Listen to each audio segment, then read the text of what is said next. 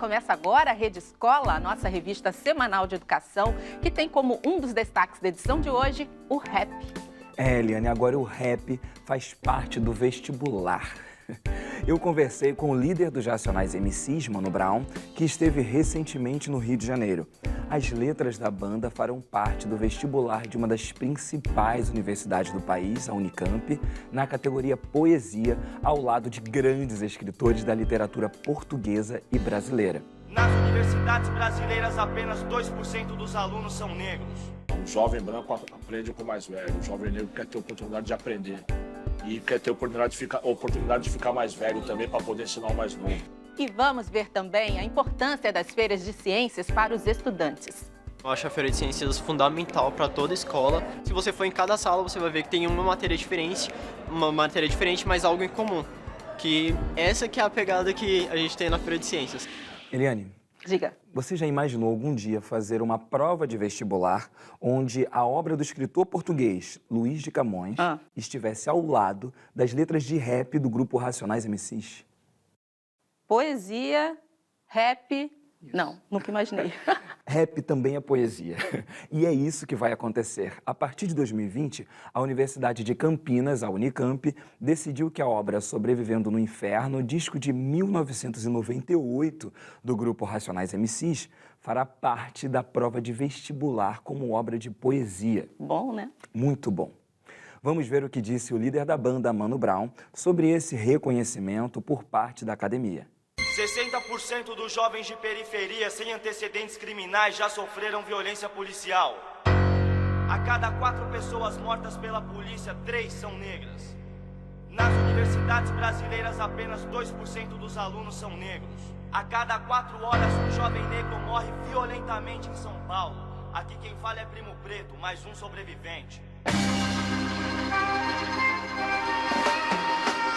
KLJ e Camões, Ice Blue e Machado de Assis, Ed Rock e Saramago, Mano Brown e Guimarães Rosa.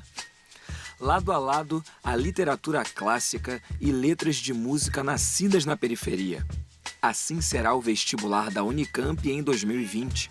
O álbum Sobrevivendo no Inferno, de 1997, do grupo Racionais MCs, se tornou leitura obrigatória na categoria Poesia para quem vai fazer o vestibular da universidade. Encontramos Brown após o show com o cantor crioulo no Rio de Janeiro. Eu acredito que é uma parte de uma luta, né? É um fragmento de uma luta do corpo, né? De uma coisa a ser conquistada, de uma justiça maior, de detalhes e coisas, e leis e oportunidades. Esse disco representa assim, como se fosse um livro que é respeitado, que é considerado, pô, legal. Eu sou compositor, eu saber que a minha obra foi registrada em algum lugar importante para alguma coisa, em qualquer momento.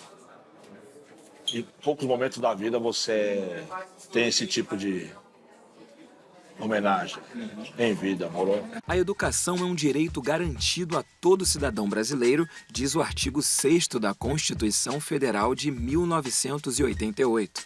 Mesmo ano em que surgiu na periferia de São Paulo o grupo Racionais MCs. A educação, para eles, é o melhor caminho para transformar a vida dos jovens da periferia. Educação é prioridade. Dá condição e a raça chega. Dá oportunidade e a raça chega.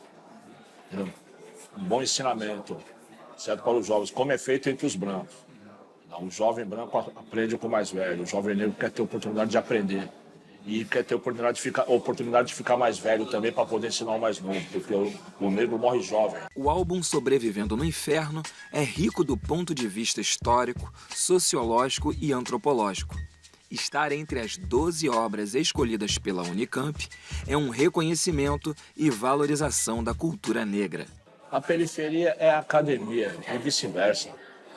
Entendeu? E tem que ver o que é o centro, o que é o centro. A periferia é o centro do quê? É a periferia de quem? Quem se julga ser o centro, né? Vamos começar a contestar tudo. Este lugar é um pesadelo periférico, fica no pico numérico de população. De dia pivetada a caminho da escola, à noite vão dormir enquanto os...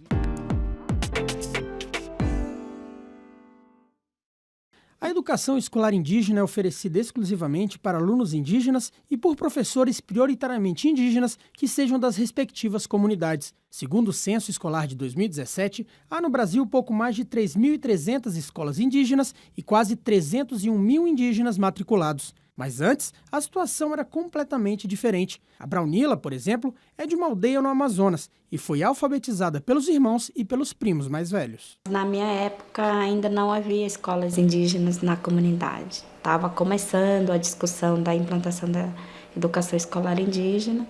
Então, meu ensino fundamental e ensino médio foi numa escola pública no município de São Gabriel da Cachoeira.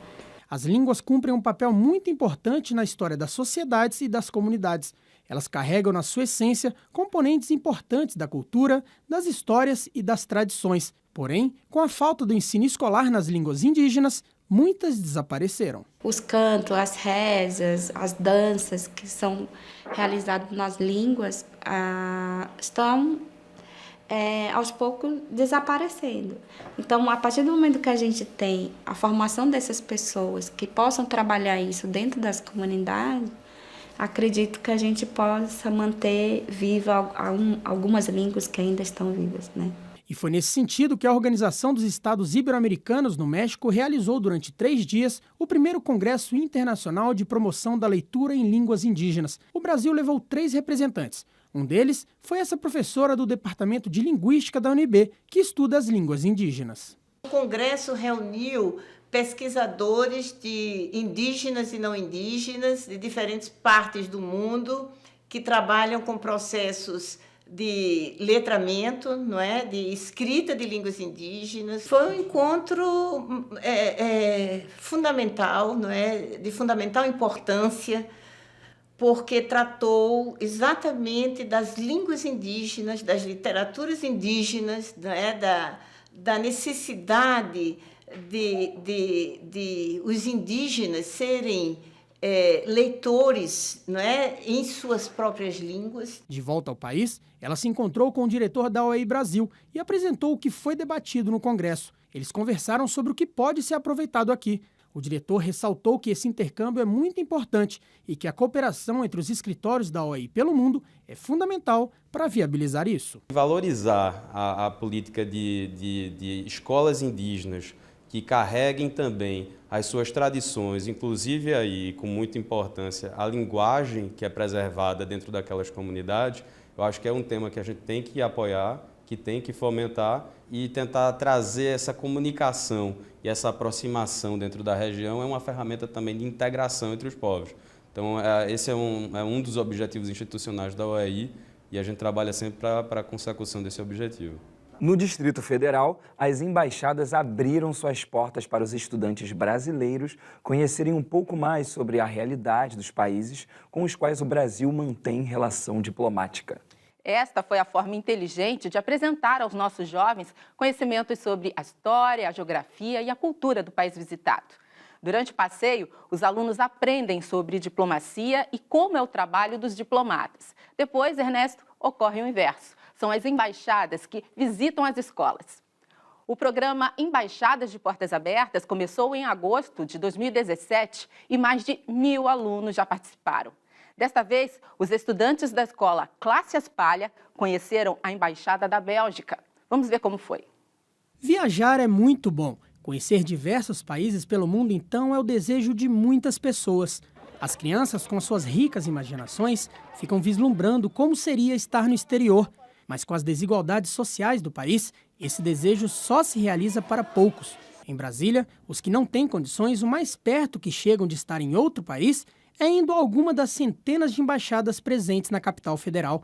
O programa Embaixadas de Portas Abertas do Distrito Federal percebeu nessa proximidade geográfica com representantes de diversas nações a oportunidade de mostrar um pouco da cultura dos países a estudantes de escolas públicas do Distrito Federal.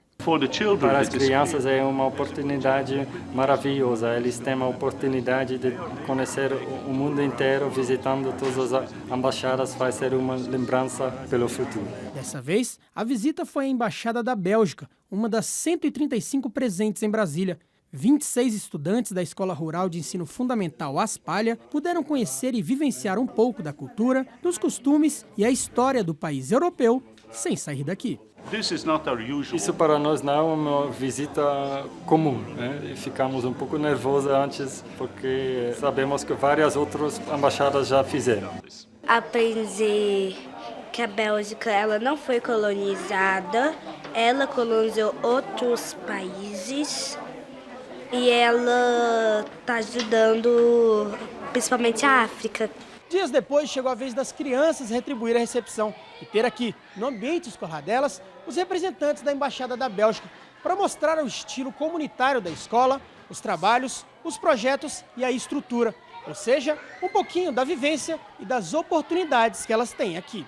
Os alunos fizeram apresentações, ouviram os hinos do Brasil e da Bélgica e retribuíram toda a hospitalidade com muito carinho, estreitando os laços afetivos entre os dois países. É extremamente importante os meninos receberem, aprenderem a ser anfitrião, receberem as coisas boas e ter a oportunidade de também viver um projeto de extrema riqueza, um projeto de extrema pedagogia, de relações humanas e, com certeza, de vivência. O programa Embaixadas de Portas Abertas já levou mais de 1.000 alunos de escolas públicas do Distrito Federal para conhecerem a tradição de 36 países, derrubando as barreiras geográficas e sociais. Quem sabe, com essa iniciativa, mais jovens estudantes possam se interessar pela carreira diplomática ou, quem sabe ainda, estudar relações internacionais na universidade, né? Com certeza, Ernesto. E o mesmo pode acontecer na área científica. Nesse sentido, é fundamental ter na escola a Feira de Ciências. Eu adorava as feiras da minha escola. E você? Eu achava o máximo, era muito legal. Tinha aqueles experimentos químicos, o vulcão, era muito bom. A gente brincava e nem sabia que estava, enfim, aprendendo também. É verdade. Vamos conhecer agora como as feiras de ciências nas escolas são importantes para despertar o interesse e também a paixão dos jovens pela ciência. A ciência e o profissional que trabalha em volta dela são os responsáveis pela maior parte do desenvolvimento do ser humano, do mundo e do que é ensinado em sala de aula. E nas escolas, como ela é trabalhada? Claro, as disciplinas de ciência, física, química e biologia vêm logo à cabeça e realmente nos aproximam da teoria. Mas as feiras de ciência dão a oportunidade dos alunos terem a experiência na prática. Eu acho a Feira de Ciências fundamental para toda escola, porque uma coisa foi que quando eu entrei na escola no primeiro ano, eu nunca tinha participado de uma feira de ciências. E pegando tudo na prática, pegando a mão, fazendo, decorando a sala, estudando, só você e o estudo, aquilo ali ajudou bastante. Se você for em cada sala, você vai ver que tem uma matéria diferente, mas algo em comum. Que essa que é a pegada que a gente tem na Feira de Ciências. Com as feiras de ciência, os alunos podem passar a se interessar por temas que talvez não tivessem conhecimento se não fosse naquele momento. É o caso da Esther. Vida de estudante no ensino médio é muito corrido, né? Principalmente a gente que estuda integralmente e ainda tem informática. Aí, quando veio a Feira de Ciências, a gente pensou em um tema que ajudaria tanto as pessoas de fora quanto a gente. E foi muito importante porque, assim, a Feira de Ciências é um lugar para que as pessoas mostrem as suas ideias. As pessoas não têm muito conhecimento, que basicamente 1,2 bilhão de pessoas no mundo não tem luz em casa, não tem acesso à eletricidade. E a gente abordou métodos para levar vários métodos, a placa solar, a lâmpada LED e a lâmpada de Moser, que muita gente não conhece essa lâmpada, que é feita de garrafa PET. Como se diz, a ciência está em todo lugar. E foi mais ou menos com essa frase que o grupo da Maria Fernanda trabalhou com os personagens da Marvel, mostrando a ciência por trás dos poderes dos super-heróis. A gente colocou uma coisa meio interdisciplinar para poder aplicar em cada matéria e a gente também aprender mais sobre isso, tanto na feira quanto na sala de aula. Eu, por exemplo, falei da Alice Negra, que seria as teorias sobre os poderes delas, que também poderia envolver átomo, o tunelamento e a matéria escura. Então a gente conseguiu desenvolver muito bem cada personagem no que seria ele real, nosso mundo real, e transformar os poderes dele em algo realmente explicável e não em magia. Uma feira de ciências mostra pra gente que se a gente motivar os estudantes, eles vão estudar fora dos limites da escola. Porque em casa eles estavam pesquisando, eles estavam se reunindo em grupo para poder discutir o trabalho deles. A feira pode ser um impulso para a profissão deles, né? E aqui nós trabalhamos também com a elaboração de folder, elaboração de banner, voltado para a parte científica, para para a questão acadêmica que eles vão ver na universidade. Então foi um preparo para que eles já pudessem ingressar na universidade levando uma bagagem de como fazer ciência. Feiras de ciências. Normalmente, isso ajuda os alunos a ter mais interesse pela matéria e aprender com mais facilidade. É sobre isso que nós vamos conversar com os alunos aqui da FAETEC Ferreira Viana, no Rio de Janeiro. A gente já está em um estágio em que a gente vai evoluir cada vez mais, sabe, nas tecnologias, e a Feira de Ciência, ela agrega muito nisso para que os jovens eles consigam se ver como pessoas que vão conseguir desenvolver essas novas tecnologias. E a pessoa se interessa, gosta, pesquisa mais sobre o assunto e também ajuda nos pontinhos, porque faz relatórios sobre aquela tal feira. Bastante importante. E com certeza, com uma feira de ciências, o seu interesse desenvolve, você tem mais interesse pela matéria. Na aula, a gente tem a disponibilidade de aprender, mas na prática, muitas vezes não. E acho que a feira de ciências é bom para isso.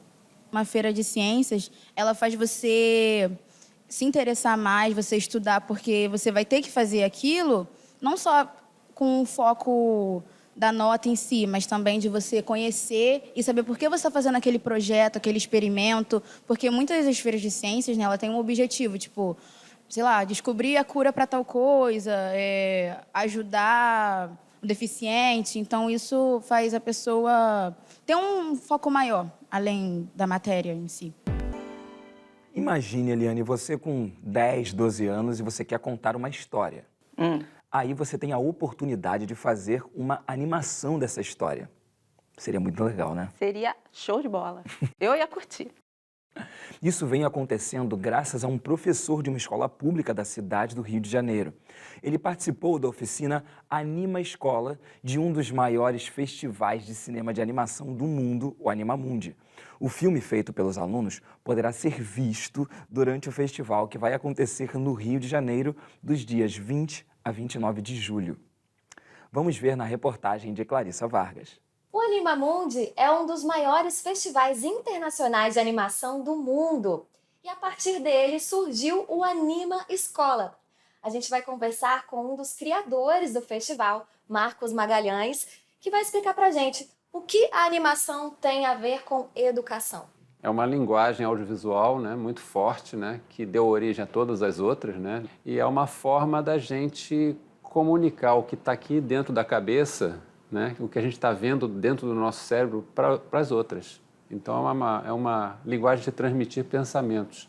O que pode ser mais poderoso do que isso para fazer educação? O Anima Escola já ofereceu cursos em parceria com secretarias de educação de diversos estados brasileiros. Mas, segundo a diretora Leia, o festival pode ser considerado um evento educativo.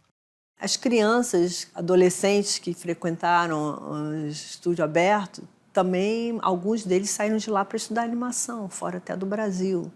Pessoas que frequentavam o festival descobriram, é isso que eu quero fazer.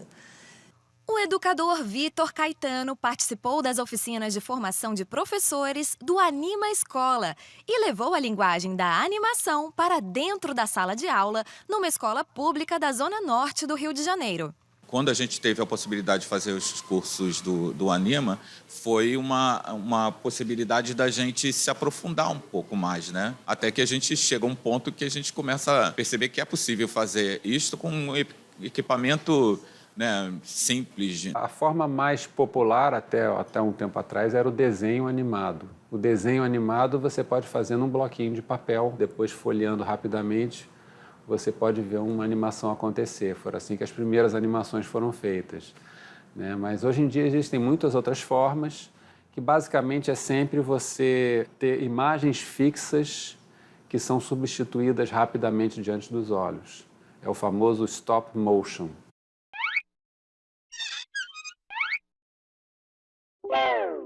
O professor Vitor se inspirou nos ensinamentos do educador Paulo Freire para trabalhar as animações com seus alunos.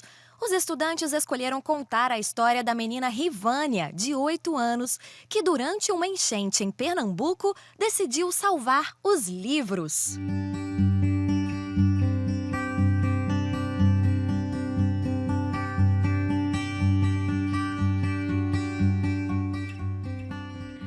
Somos todos seres incompletos, conscientes de que há algo que falta em nós. A animação, ela me ajudou a trabalhar em equipe, que era uma coisa muito difícil, porque cada um tem a sua opinião, aí para juntar tudo e gerar uma coisa que todo mundo goste, foi muito difícil. Quando eu vi meu desenho se mexendo na tela pela primeira vez, eu senti emoção, porque foi muito legal eu ver o meu próprio desenho ali sendo feito, não só meu, né? Todo mundo que fez junto comigo. Ao longo dos anos, o Animamundi já recebeu mais de 1,5 milhão de pessoas, com mais de 11 mil filmes exibidos. Pela primeira vez, Vitor e seus alunos tiveram um filme selecionado para exibição no maior festival da América Latina. E eu fiquei muito orgulhosa de mim, de todo mundo que fez. Muito legal, é uma coisa que você não acredita, sabe? Quando você vê que tá fazendo, você não acredita que vai chegar tão longe assim como chegou. Acho que eu aprendi que eu vou levar pro resto da minha vida. Em 1900, nasce no interior da Bahia um menino que viria a ser um dos maiores defensores da educação pública no Brasil. Alguém que pensou em uma escola gratuita e acessível para todos. Só existirá democracia no Brasil no dia em que se montar no país a máquina que prepara as democracias. Essa máquina é a da escola pública.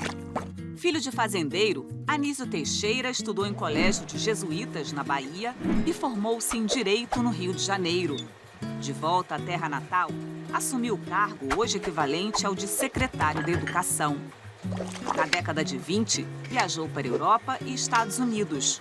Observou o sistema educacional de vários países e se inspirou na pedagogia da Escola Nova e nas teorias do professor John Dewey, de quem foi aluno em um curso de pós-graduação. Na década de 30, ele foi nomeado secretário do Rio de Janeiro e publicou com um grupo de notáveis um manifesto dos pioneiros da educação nova, um documento em defesa da escola obrigatória, laica e gratuita, sem discriminação de gênero ou de classe. Para ser eficiente, dizia Anísio, a escola pública para todos tem que ser de tempo integral, como a Escola Parque que ele fundou em 1950 em Salvador, onde as crianças tinham aulas de manhã e voltavam à tarde para atividades no contraturno. Modelo de ensino que mais tarde inspirou os CIEPs do Rio de Janeiro. Ao lado de Darcy Ribeiro e outros educadores, Anísio Teixeira também desenhou a Lei de Diretrizes e Bases da Educação, criou a Universidade de Brasília, foi conselheiro da Unesco e escreveu vários textos influentes, deixando sua marca na educação brasileira. Foi tão seguido quanto perseguido durante a ditadura militar. Em 1971, uma tragédia tirou a vida de Anísio Teixeira. Ele foi encontrado morto no fundo do poço de um elevador. A Rede Escola de hoje fica por aqui, mas a gente volta com episódios inéditos toda sexta-feira, às 7 da noite. E tem as reprises aos sábados, às 4 da tarde, aos domingos ao meio-dia e às segundas-feiras ao 12:30. E, claro, não perca os nossos programas na página da TV Escola. Até a próxima. Um beijo, tchau.